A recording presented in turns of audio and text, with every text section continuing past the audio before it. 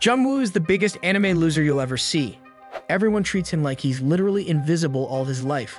So the only thing that kept him from kicking the bucket is solo leveling, because he's a mega simp for the Chad's son Jinwoo.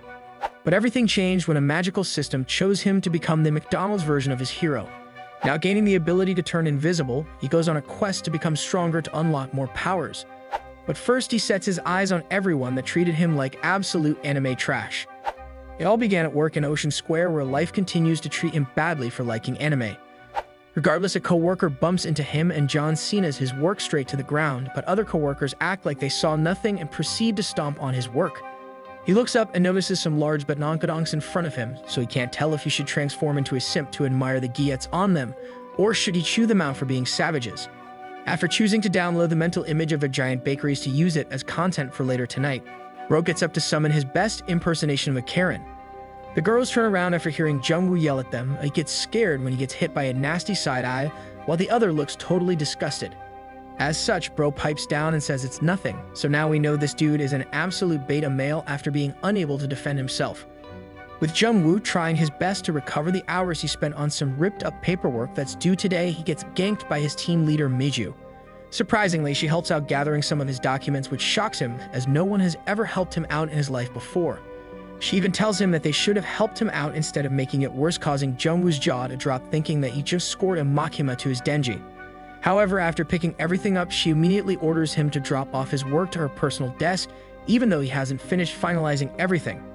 Upon making it to her office, Bro hallucinates and thinks he's about to score, causing his sausage to rise up from the dead, as he's seen this in cultured anime play out before. Unfortunately for Jinwoo, the turntables turn as it's revealed that he activated the trap card of Miju, and he just got totally baited by her. And to his horror, this wasn't just a prank, bro, so she actually rips up Jinwoo's month's worth of work in front of him while calling him trash. After ripping up everything, she hands him back his work while ordering him to finish everything by tomorrow, or he's going to get his butt fired from the company. To make matters worse, Miju gives him her Christmas stockings after they suddenly get interrupted by her assistant. So Bro gets humiliated even more in front of others. Nonetheless, he angrily heads back to his desk with stockings in hand, so he furiously searches up sussy anime without using incognito, while still on company time. Eventually, night falls, and since the deadline is coming up very soon, he's forced to stay back, but Bro gives up and throws everything up into the air. He notices that Miju had to stay late as well, so like a savage, he jungle ganks her from the mid lane, while constantly berating her for treating him so badly.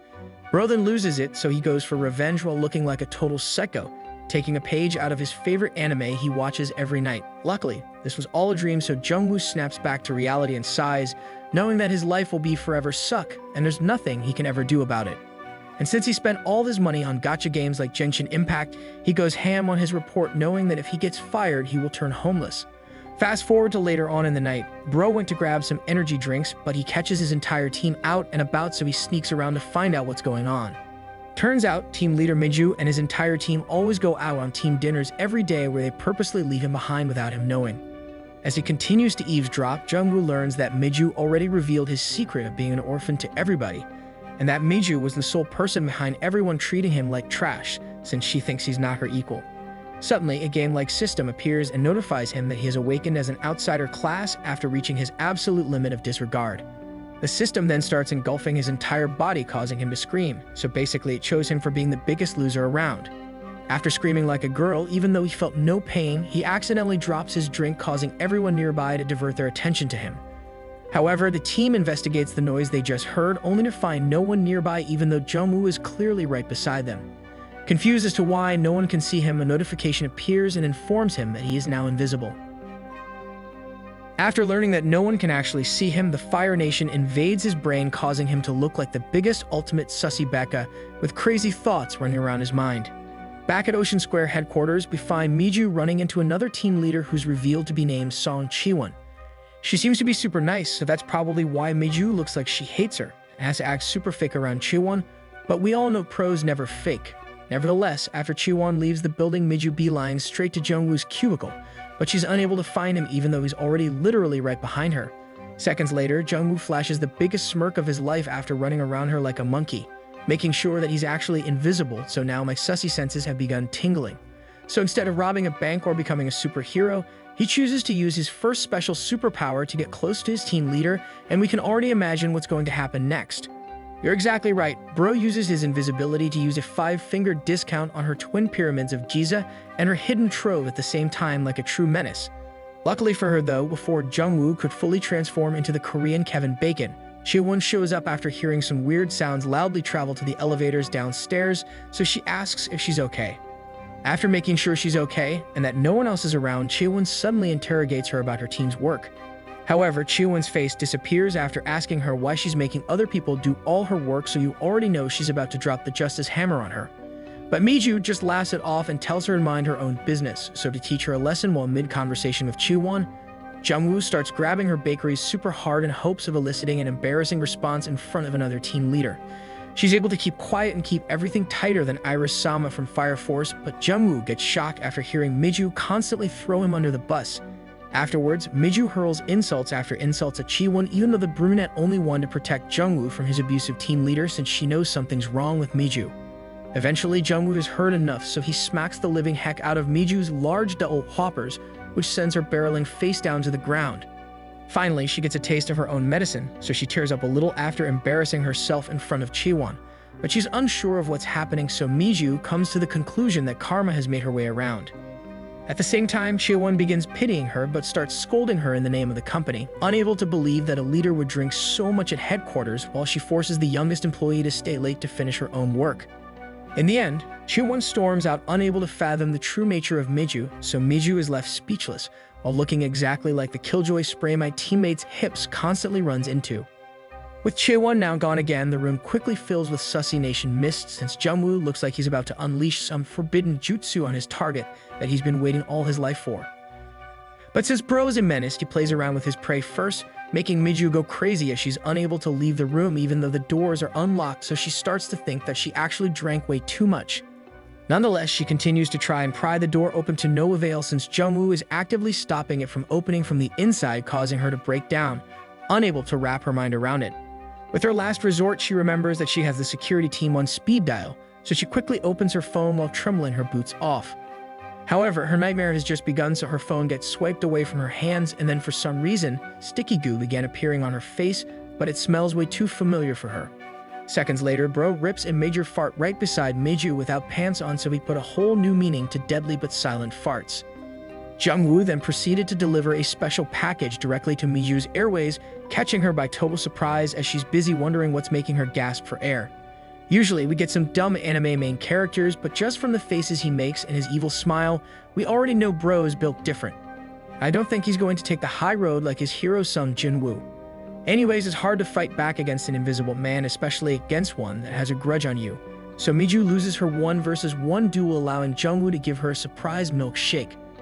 After swallowing up an entire load of invisible shakes, Miju gets up defeated, but she starts yelling at the empty room that she's reporting whoever this is to Riot Games to make sure they never play Valorant again because their aim sucks. Unfortunately for Miju, she's about to learn why you never threaten nerds and their video games because Jinwoo is about to turn her into a PlayStation and our menace is about to plug in his invisible controller. Anyways, we never click bait on this channel, so like the title and thumbnail says, Bro actually turns invisible and immediately starts clapping Miju. At this point, Jinwoo decided to pay tribute to Dragon Ball Z his own way, so he powers up over level 9000 and proceeds to land direct Kamehameha hits on Miju over and over again. Regardless, long story short, Bro began making his anime dreams come true, and for some reason, Miju can't get enough of what's going on, but me personally, if some weird things start happening, I'd quickly jump through a window or smash the door open. With Jinwoo destroying the living daylights of Miju, Jinwoo starts getting flashbacks to the time he first met his team leader. Not only was Miju the most beautiful girl on campus, making every guy have a crush on her, she also had extreme talent, allowing her to get promoted as the youngest team leader at the company. However, she was ruthless to her core, and even though she knew she was gifted with Burger King's size proportions, she used it to her advantage to make dudes do anything she wants while keeping them all at bay since she prioritized work over everything. But back to the present, loser Jinwoo is no more since he believes himself as the king bee that's now clapping a queen that tormented him the entire time he was stuck in Team 1. So just like Snoop Dogg, he puts the dog in her snoop with no care in the world, and the crazy part in all of this is that Miju is a psycho for loving every battering ram hit, so she quickly crosses the finish line. Suddenly, after Miju hit the climax of her mountain, Bro gets surprised ganked by a game notification alerting him that the time limit for Outsider mode has been reached. Mere seconds later, mist began unraveling all over him, causing him to slowly become visible again, but luckily for Jinwoo, Miju already passed out from her super-sensitive phase. Bro then breathes a sigh of relief after making sure she's actually knocked out cold, and since he didn't cross the finish line himself, Jinwoo decides to just head home and act like nothing ever happened. Fast forward to the next day, Jinwoo heads to work and hopes for the best that he didn't get found out, since there's going to be a Roblox update coming soon and he needs money to buy some new skins. With everyone treating him like normal, he thinks the coast is clear, but he suddenly gets ganked by Miju, who orders him directly to her office. Unable to make eye contact with him while still wearing the exact same clothes as the night before. Shortly after privately entering her office, she quickly turns around and starts yelling obscenities at him, calling him names like bottom fragger and dough fruit spammer. It was at this very moment Bro knew he screwed up, and so his life flashes before him, busy thinking about all the great times he spent on binge watching anime and listening to new Jin's performances. So with the jig being up, he knows it's all over. Another flashback occurs to exactly 1 hour ago, where one of the team members named Hina is surprised to see Miju up and early due to daylight savings. Hana is surprised to see Miju wearing the exact same outfit as the day before, and to every girl out there, it's an absolute crime for wearing the same thing, especially to work. But since she's the team leader, she shuts her mouth and says nothing. After Hana turns around, Miju begins freaking out since she just woke up after hearing Hana open the door, so her memories begin flooding back from last night. However, she's still not sure if everything was just a dream or if it actually happened, because she knows she drank a little bit before, but it's not like she went over her limit since she's a veteran after all. So back to the present. To find out the truth to what happened last night, she's decided to corner and gank the one person she thinks could be the culprit behind her crazy dream. Luckily for Jinwoo, he doesn't instantly admit to being the Invisible Man. Instead, he pulls off the biggest brain move of his career by turning the tables on her and acts like he has no idea by what she means. To make things even better for Jinwoo, his lies are proven right by cameras, since he's clearly seen staying back late only for him to disappear later, and there were no signs of him coming back at the same time as Chowon and Miju. Eventually, Miju gives up trying to interrogate him since his story totally made sense, so she lets him go and tells him that it seems like there was a misunderstanding, causing her face to be flushed with embarrassment. As such, Jinwoo excuses himself and leaves the room, but his smile tells it all. Clearly, he's super happy that he didn't get caught red-handed, so it's time for round 2. His sussy smile quickly gets wiped off his face when he tries to exit the doorway, only to be ganked by one of his team members with massive badonkadonks who usually treat him like he's worthless. After blocking Jinwoo's way out, she looks eerily cautious, so she quickly gets the attention of Miju, worried that something might have happened as she heard loud noises come from her office. But since Miju is still embarrassed of what happened, she tries her best to act like nothing happened between the two, so she makes an excuse that they were busy talking about work. However, upon hearing Miju talk about his presentation, Bro panics while looking like me when I procrastinate really hard, since he totally forgot about work after becoming the Invisible Man the night before. Bro then quickly remembers that he spent the entire night replaying what happened in his head over and over again, since it was way too good to pass up, so he's nowhere near finished completion. Seconds after learning that Jinwoo hasn't finished yet, even though it's literally her fault, she screams and yells at Jinwoo at the top of her lungs, causing everyone within earshot to get jump scared due to her booming voice.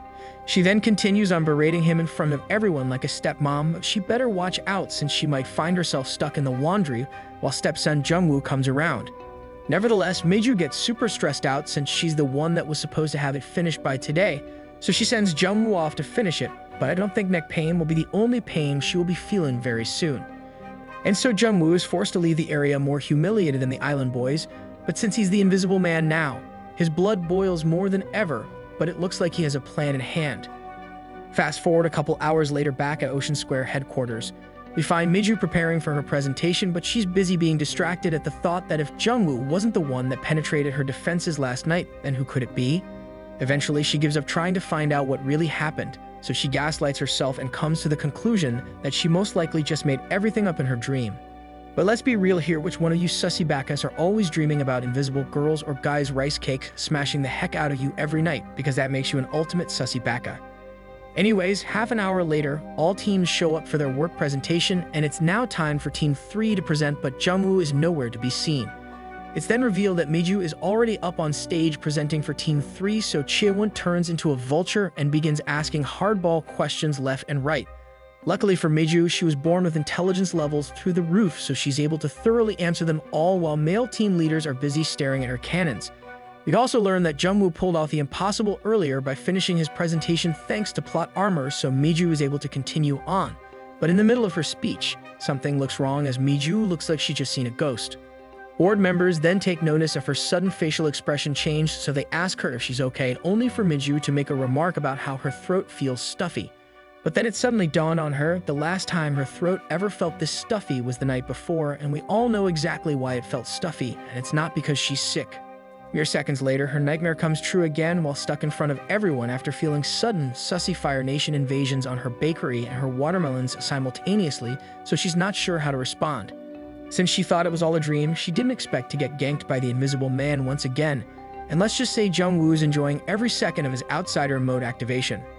But since this is the most important meeting of her life, she trudges on like a soldier in front of everyone while trying her best to hold the climax of the mountain in. So Jinwoo better step up since bro is literally invisible. And so Miju continues on with the presentation while Jinwoo is playing at a disappointing intensity level of 1 out of 10. Especially when this dude can do anything he wants to get back at her. He can literally just make it seem like she's a psycho by removing parts of her armor in front of everyone, but I guess Jinwoo is small brain after all since he wants it slow and steady. Nonetheless, with Miju now halfway to completion of her presentation, Jinwoo moves from cupping to grabbing the personalities in front of him, then he decides to go for the garden down below. It was at this very moment Bro Solo leveled up his attack, causing Miju to accidentally squeal so hard like a vegan pig by abruptly removing her captain underpants. Luckily for her though, the stand is blocking the view up front so no one can tell. The madman then follows up with a quick patented raise her diamond skirt up a little bit ability, showcasing some mad cake causing Miju to turn around, but much to her horror, she sees no one behind her. With Miju's bakery now primed for a quick jet entry, Bro whips out his nether dragon and slides it beside her garden, causing her to accidentally make weird primal sounds, making the audience ask her if she's okay. But since Bro is a menace to anime society, he lets Miju gather some composure in front of everyone, but we all know his Dragon Balls are roaring to enter her time chamber any second now. Regardless, Jinwoo continues to laugh to himself like an evil villain, busy thinking to himself that it would be no fun at all if he made her downfall quick and easy like Nadia from Call of Duty. And so Jinwoo allows her to continue on with the presentation minute by minute, but as she continues on, he keeps sliding his lightsaber right outside her starship in between the legs. In the end, Miju completes her presentation and she ends up getting a standing ovation due to too many simps, causing Chiwon and Jinwoo to not be particularly pleased. We already know Chiwon is seething inside. The horde of simps then gather around outside to talk about Miju, where they thought something was different about her today, but Jinwoo takes advantage of this intermission to sneak out again.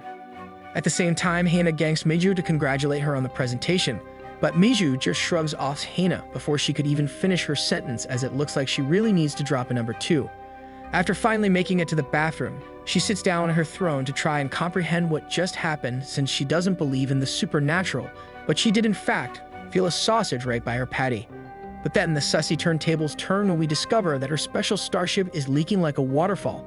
So she tells herself that she can't believe that a thought of an invisible man is making her batteries turn on more than a Tesla.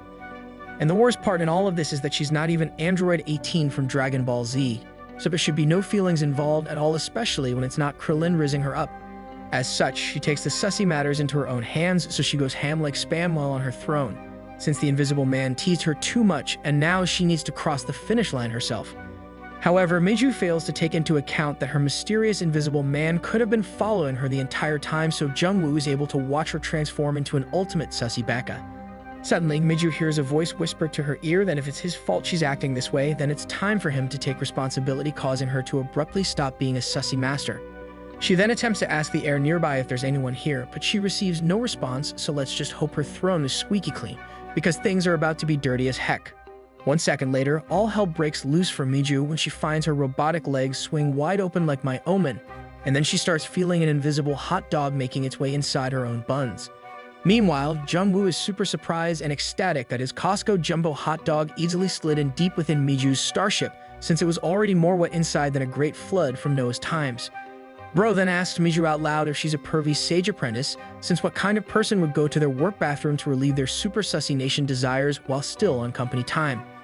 Upon hearing the invisible man's voice again, she yells at him, claiming that she knew he was a person the entire time, so she threatens him to stop or else she will scream like a hyena from One Piece.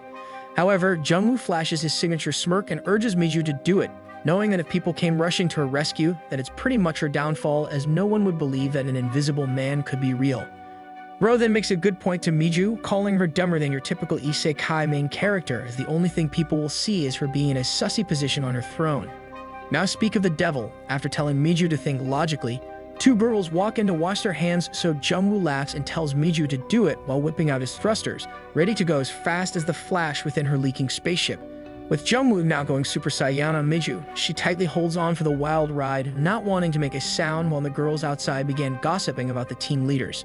These girls must be deaf, since there's no way they can't hear loud smacking and squishing sounds, so the plot armor thickens while we learn that Chiwon is actually the daughter of the CEO of the company.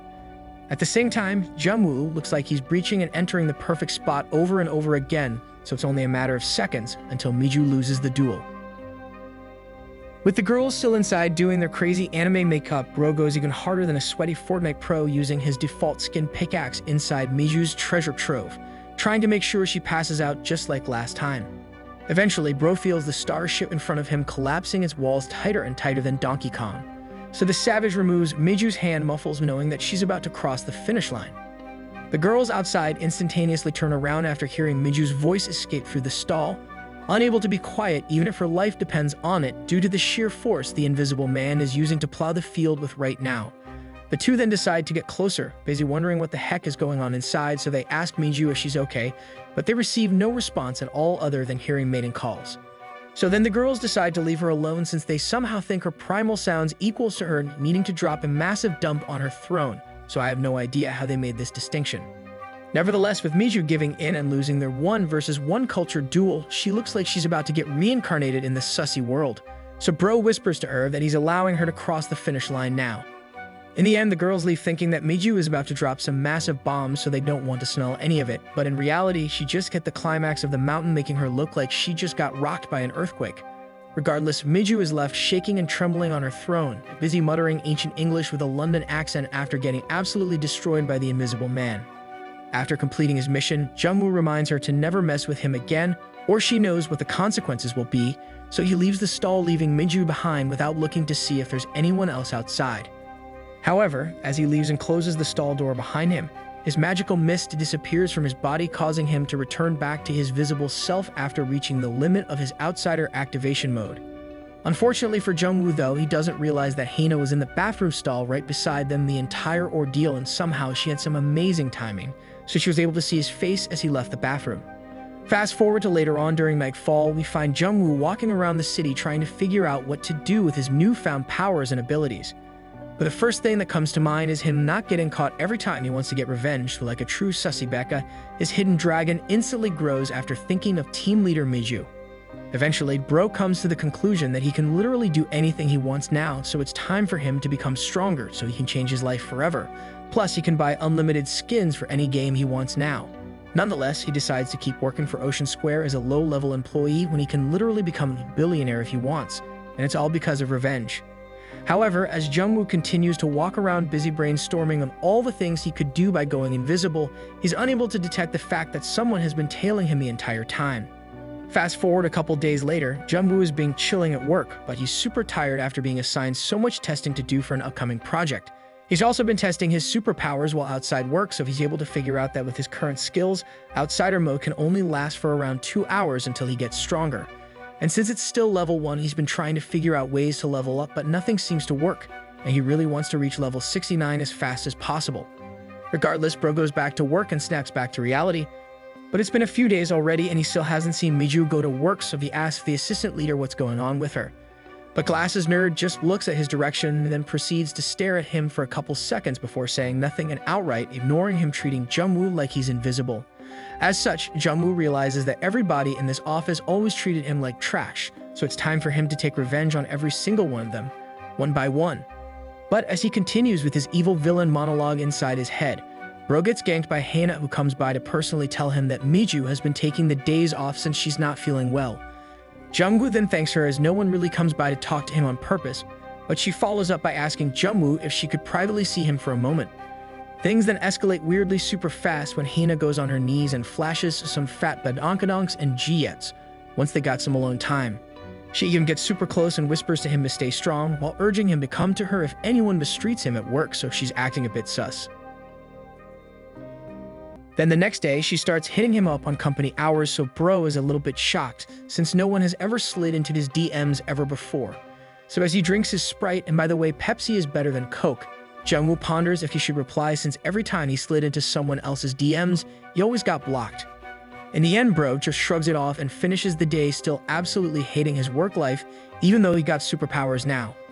But as he heads home at an ungodly hour, the sussy turntables turn when Jinwoo coincidentally goes home at the same time as Hana, even though she never stays this late.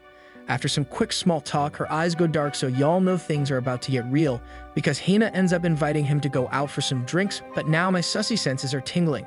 She even goes as far as putting their entire tab on her, so something is fishy. But it isn't the smell down there, and for some reason, Jinwoo is not suspicious of the same person that constantly treated him like trash. And so bro actually has some fun because this is the first time he's going out in a while, and I don't blame him because he's been playing too much blocks fruits, so it's time to touch grass. Nevertheless, Jinwoo forgets all her wrongdoings when she flashes her pyramids of Giza right at him, whilst she tries to blame everyone else for treating him like the bottom of the barrel Detroit Pistons at work. And this loser actually eats it all up and believes everything she's saying, even though she was one of the girls that literally destroyed his work the other day.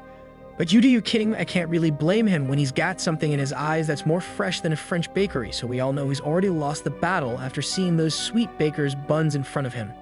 Anyways, as the two walk back home, clueless Jinwoo gets ganked by Hana, who invites herself to his house, so he's taken aback and left speechless. Even though he's technically a superhero now who fights injustice using his banana tree plantation, he's still a beta and not an alpha, so he says nothing and allows her to keep following him home. Upon arriving home, he even lets her in without saying anything, so I am pretty sure he failed the basic survival instincts test, all because of the blood rushing down there. Luckily for him though, she's not out to destroy him, and instead, she literally throws herself at him as soon as they got in like he's some kind of handsome billionaire. And within just 1 minute, the sussy levels went straight from 69 to over 9,000 as all clothes come flying across the room as if some savages were stuck unable to reproduce for over a century.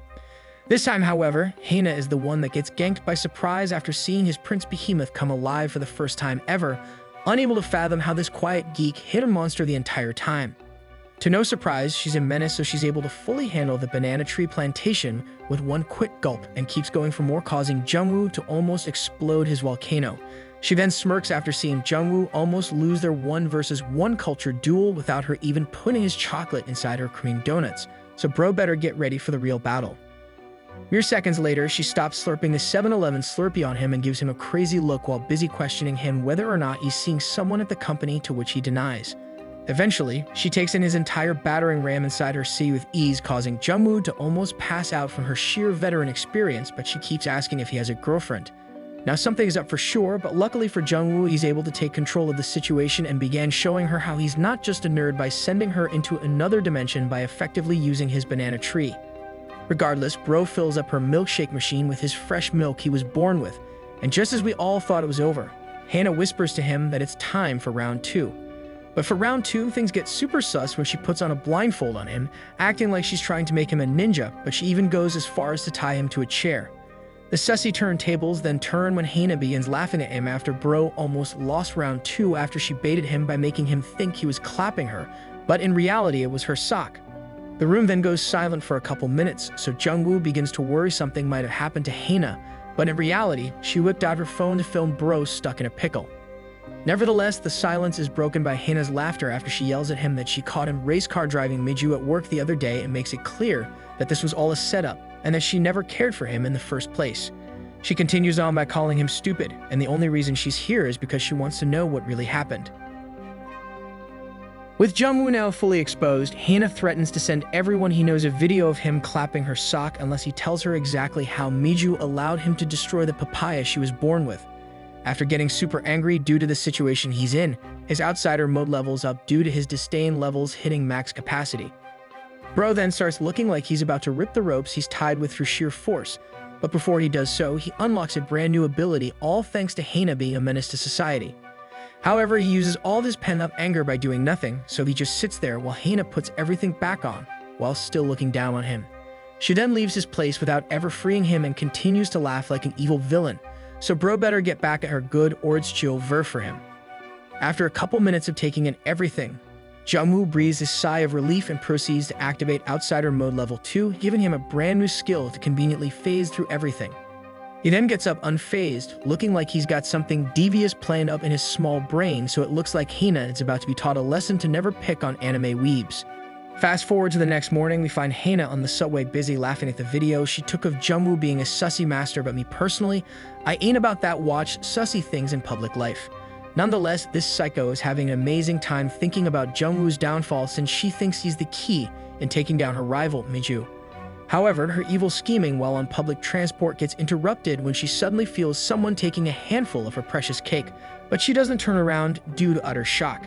At first, she was just hoping that the weirdo would stop, but she ends up finally turning around to confront the weirdo after she felt both buns getting the 5-finger discount at the same time.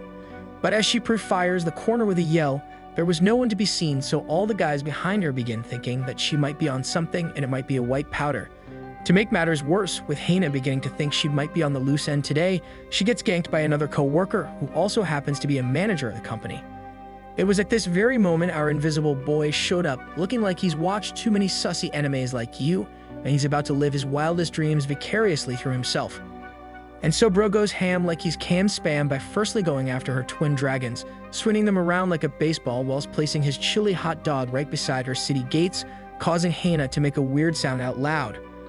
Of course, she tries her best to act normal in front of the manager, but Jinwoo is determined to get his revenge, and he's barely even scratched the surface of what he's planning to do next.